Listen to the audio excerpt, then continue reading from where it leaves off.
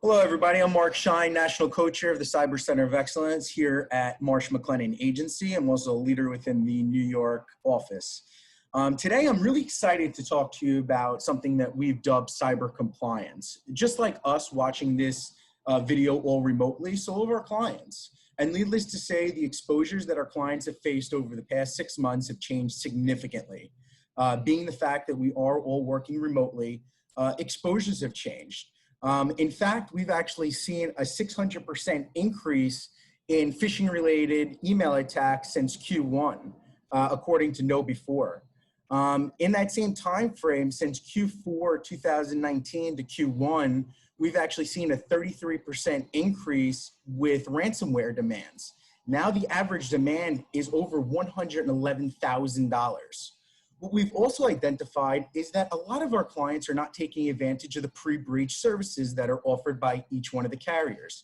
On average, brokers typically have 7 to 8% uptick within that pre-breach services. MMA is no different.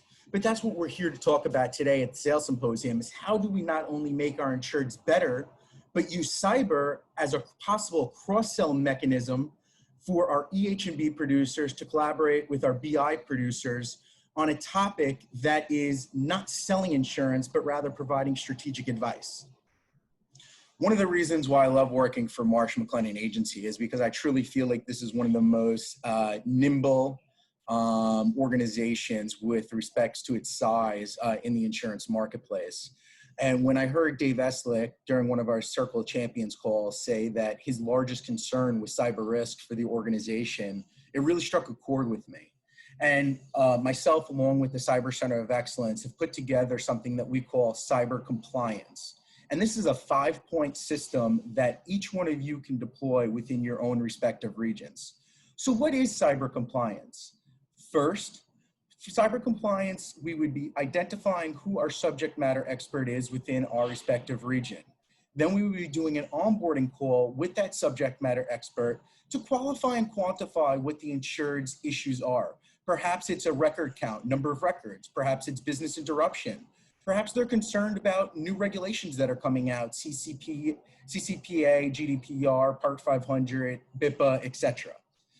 So what we would be doing is that onboarding call with our Cyber Center of Excellence team member. Once we've had the initial onboarding call with the Cyber Center of Excellence team, we would then be engaging legal counsel. The MMA COE have negotiated with several law firms, pre-negotiated terms and conditions that they would be willing to offer to our clients. Most notably, it would be an onboarding call after they become an insured. The idea is we want to make sure that our clients have thought about the policies and procedures that they should be having prior to a breach. Things like having an incident response plan, a data classification plan, disaster recovery, things of that nature. But again, also understanding from a regulatory standpoint where they stand, what regulations they may be subject to, so on and so forth. So we're pleased that we've already negotiated with several law firms to be part of the MMA panel, in addition to the carrier panel as well. Once we've engaged legal counsel and we've done that exposure analysis with legal, we would then be getting forensics involved. And this is something that's critically important to know. When we speak about forensics, we are not a technical expert. So we want to make sure that we've partnered with some of the top folks in the business. So we have now 3 carrier firms that are willing to partner with us, all giving more or less the same offering. Effectively, it's a vulnerability scan, which is a high-level scan of somebody's network. A vulnerability scan won't tell you where the hole is, the color of the hole, or how big the hole is. It'll tell you that there's a hole there.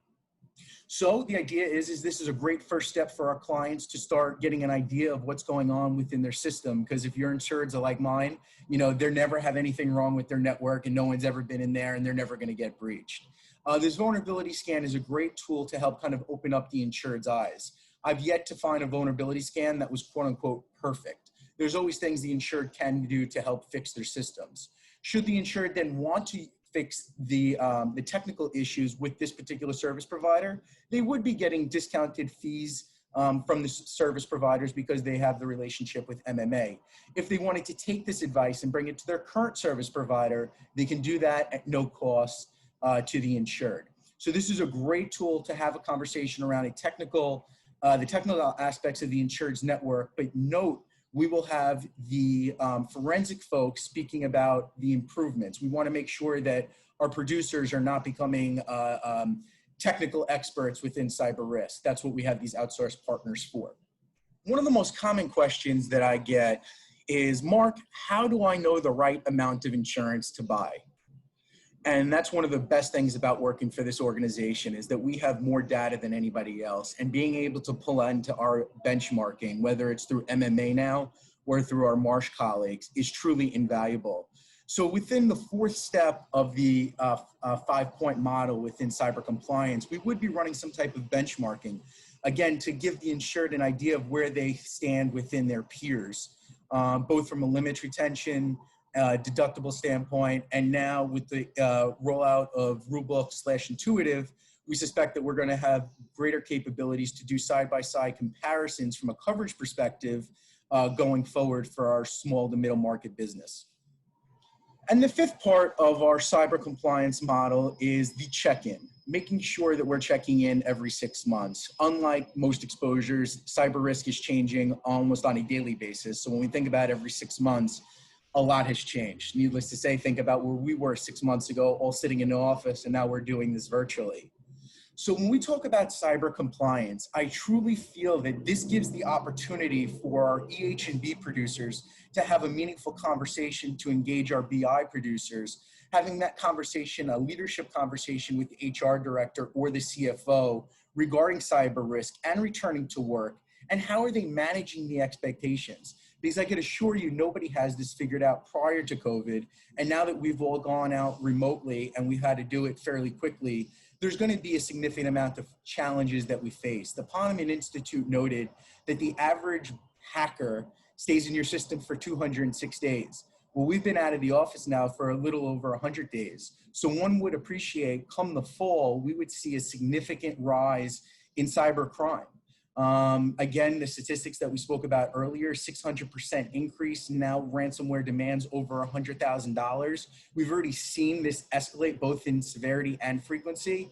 And the unfortunate news is we expect the severity and frequency to continue to skyrocket. So with that being said, I hope we have a whole great sales symposium, and we look forward to rolling out and collaborating cyber compliance 5-point model. Thank you very much.